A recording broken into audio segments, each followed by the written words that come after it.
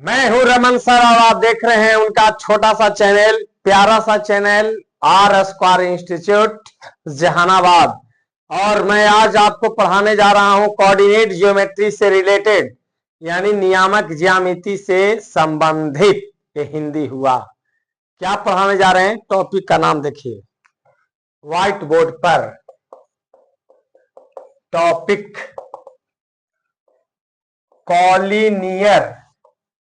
Collinear points. 10th class का topic है। हिंदी वाले बच्चों इसको बोलेंगे संरेख बिंदुओं इसलिए लिखा बच्चों क्योंकि कॉलिनियर पॉइंट्स में आपका कम से कम 3 पॉइंट्स आता है। ओके, 3 पॉइंट्स आता है। देखिए 3 पॉइंट कौन कौन, ए बी और सी, 3 को पॉइंट लिए। ठीक है, तीनों पॉइंट क्या एक ही लाइन में है? तीनों पॉइंट एक ही लाइन में है ना। अगर एक बेंच पर 3 बच्चा बैठा हुआ है तो समझो कि तीनों जो बच्चा है क्या है, कॉलिनियर हो गए। यानी इसका डिफिनेशन क्या होता है? डिफिनेशन यही होता है, व्हेन 3 और more than 3 points lies on a line, then that points are called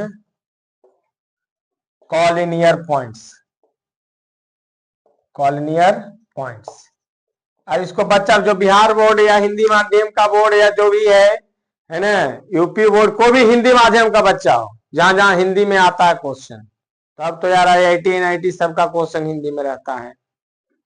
तो मैं हिंदी माध्यम के लिए भी बोल रहा हूँ, ये कि इंग्लिश देख लिया है तो बिहार बोर्ड वाला हो या यूपी बोर्ड वाला, कोई भी बोर्ड हिंदी माध्यम वाले मोबाइल से हट गया नहीं है ना। थोड़ा इंतजार का मजा लीजिए, तो थोड़ा इंतजार कीजिए कि इसका हिंदी में भी आ रहा है। हिंदी क्या कहता है? जब 3 या 3 से अधिक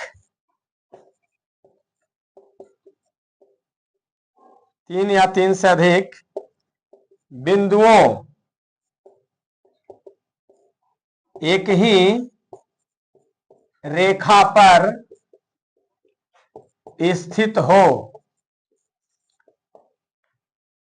तो वह बिंदुओं संरेख बिंदु कहलाता है। संरेख बिंदु कहलाता है। मैंने 3 से अधिक भी होता तो कॉलिनियर पॉइंट समझ में आया? कॉलिनियर पॉइंट समझ में आया? कभी कभी क्या कहेगा कि एक ट्रायंगल है।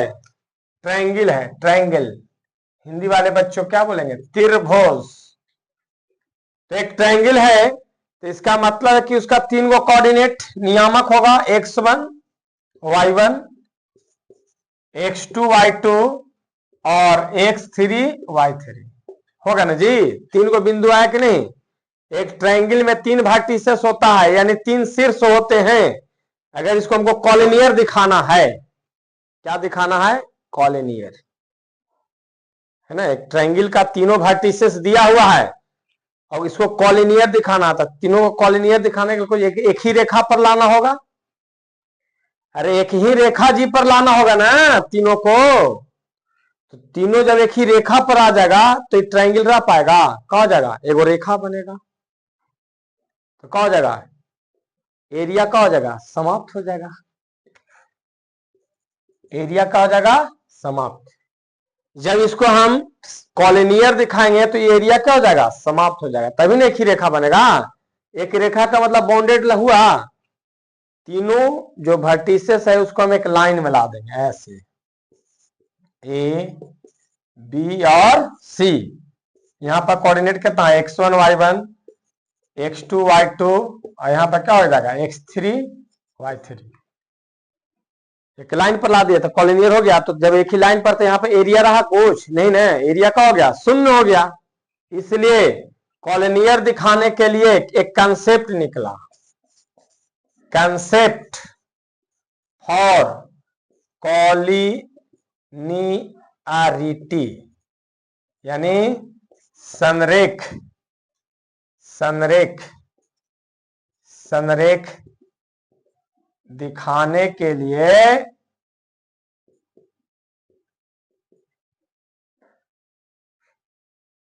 त्रिभुज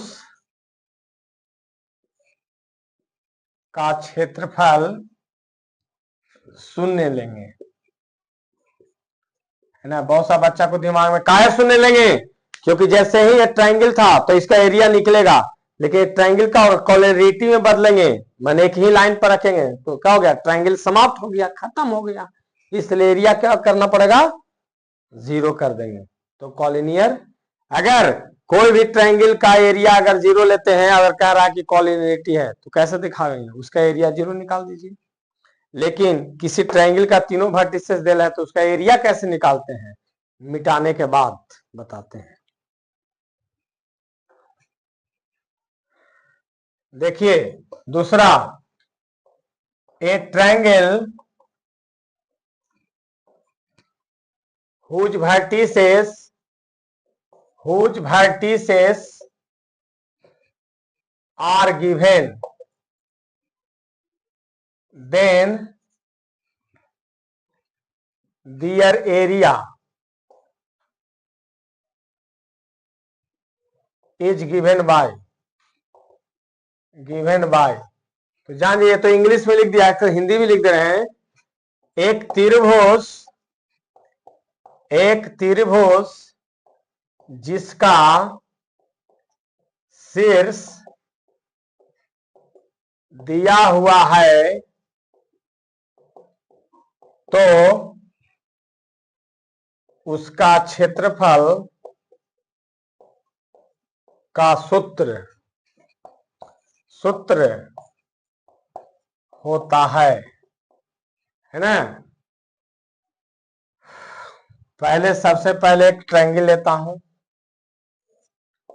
AX1 Y1, BX2 Y2 और CX3 Y3। ठीक है, देखिएगा बढ़िया से राम, सिखाने का तरीका। एक ट्रायंगल है जिसका तीनों वर्टिसेस दिया हुआ है, एक ट्रायंगल है जिसका तीनों वर्टिसेस दिया हुआ, तो इसका एरिया का सूत्र होता है half X Y minus Y लिख दो, एक्स वाई माइनस वाई लिख दो, एक्स वाई माइनस वाई लिख दो। मेरा trick, half X Y minus Y लिख दो, एक्स वाई माइनस वाई लिख दो, एक्स वाई माइनस वाई लिख दो। अब क्या करेंगे, हाफ 1 से चालू होता है, यहां पर 1, तो यहां पर 2, यहां पर 3, यहां पर 2, तो यहां पर 3, यहां पर 1, और यहां पर क्या कर दो, 3 डालो तो क्या हो जाएगा, 1 2, यही हो जाएगा। सुन लो, फिर से मैं बोल रहा हूं,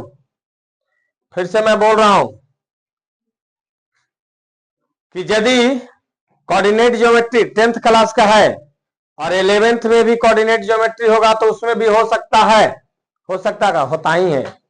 फिर से बोल रहे हैं, एकदम ट्रिक बोल रहे हैं, है कि नहीं, यही मेरा शॉर्ट्स वीडियो में जाएगा। एकदम एक ट्रिक बोल रहे हैं। एक ट्रायंगल जिसका तीनों वर्टिसेस दिया हुआ है और कोऑर्डिनेट x1 y1 है, x2 y2 x3 y3 है, तो सबसे पहले रमन सर का अपना ट्रिक बनाया हुआ, half X Y minus Y लिख दो, एक्स वाई माइनस वाई लिख दो, एक्स वाई माइनस वाई लिख दो। यहां पर क्या गाना गा दो, 1 2 3 4 5 6, 4 5 6 तो है नहीं, 3 तक गाना है। कितना तक गाना है, 3 तक, 1 2 3 हो गया, फिर 2 3 1, फिर 3 1 2, बन गया। यही सूत्र होता है बच्चों, यही सूत्र होता है कि नहीं। और जब इसको याद नहीं होगा, फिर भी इतना बताने के बाद, तो बच्चा क्या करो, निहाल ओढ़ के सूझ जाओ घरे। अब जो है, जब सूत्र आप जान गए और निकालना है इसका माने कॉलिनियरिटी, तो इस सूत्र में डाल करके वर्टिसेस दिया हुआ है डालना, अगर 0 आता है तो कहेंगे कि कॉलिनियरिटी हो गया। कैसा लगा, मजा है कि नहीं। इस पे मैं आपको क्वेश्चन। दूसरा चीज, एक कंसेप्ट और है कॉलिनिटी दिखाने का, concept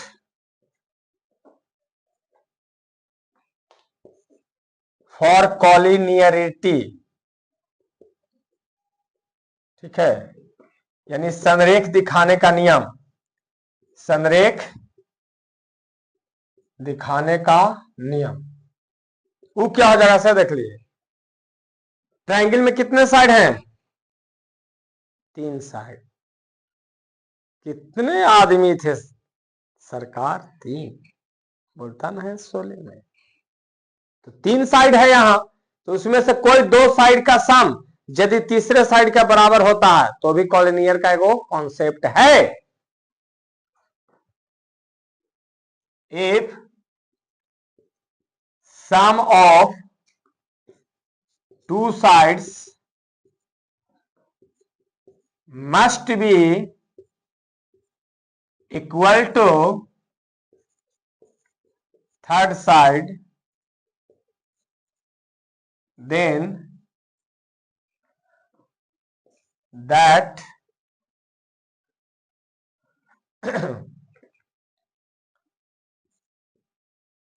vertices of triangle are collinear। Hindi माध्यम वाला बच्चा को माथा पे आएगा इसको देख के, कुछ ही उटपटांग इंग्लिश में लिख दिए, जान जाइए। जब त्रिभुज के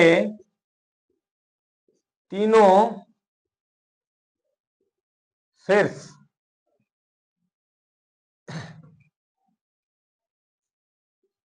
में से 2 भुजा का योग तीसरे भुजा के बराबर है तो वह संरेख होगा।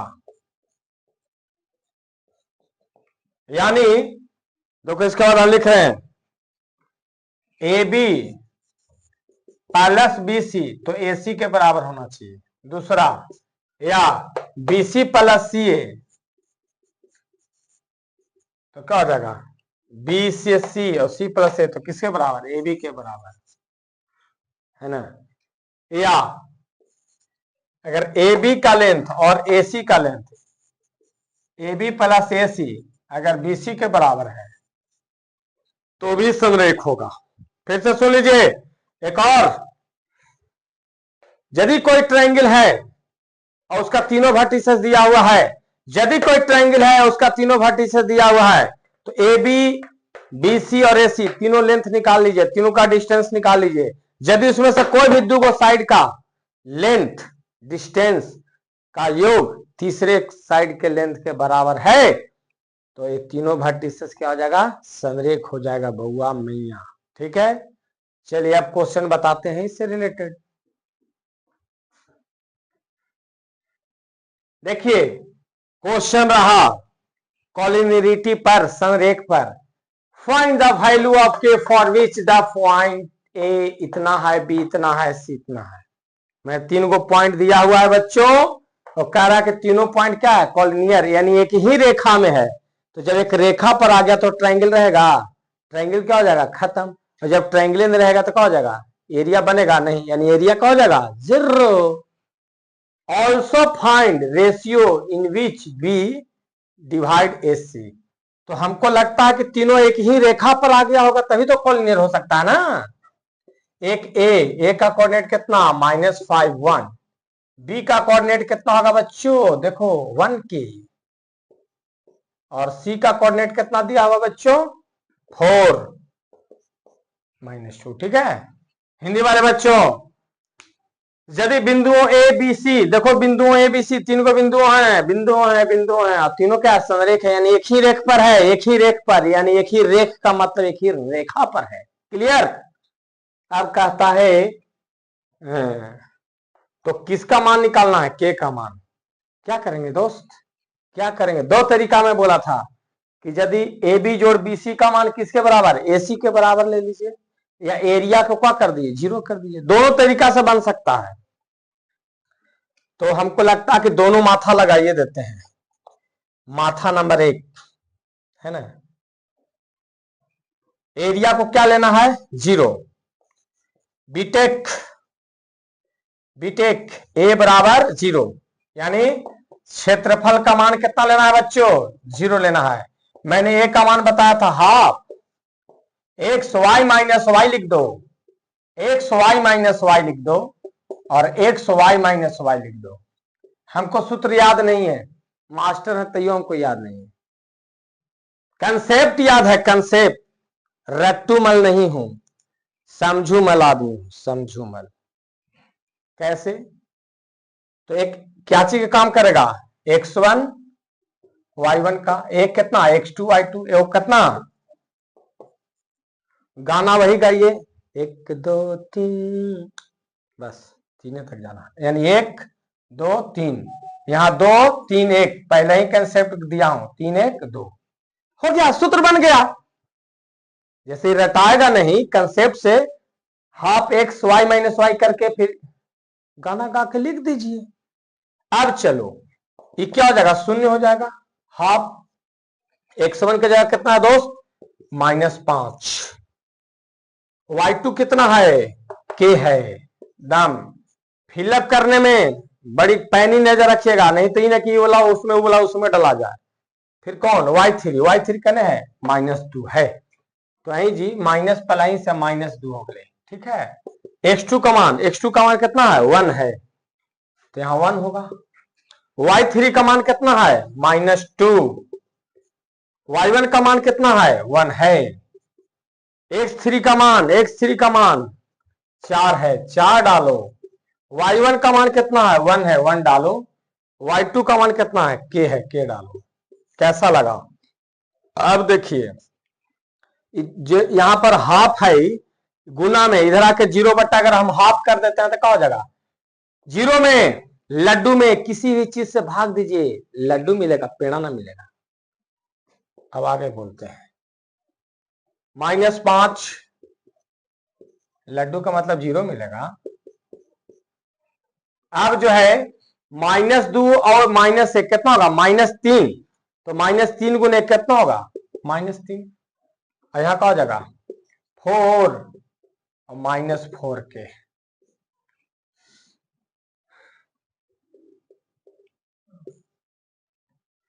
यहां पर क्या हो जाएगा 0, यहां करो -5 के और -10, -3 + 4 -4 के, है ना। अब देखो 0 बराबर क्या हो गया, -4 -5 के और -4 के क्या हो जाएगा, -9 के। यहाँ पर कितना, 10 और 3 13, कर्जा और 4 फायदा, तो कितना हो जाएगा, 13 और 4 9, यानी कितना हो जाएगा, -9, नहीं हो जाएगा जी। आगे बता दे रहे हैं जी, तो क्या हो गया जी, -9 के का 9 -9 उधर जाएगा, क्या हो जाएगा 9 हो जाएगा, यानी के का मान कितना हो जाएगा, 9 बट्टे -9, कट के क्या आ गया, -1 आएगा जी। कैसा लगा।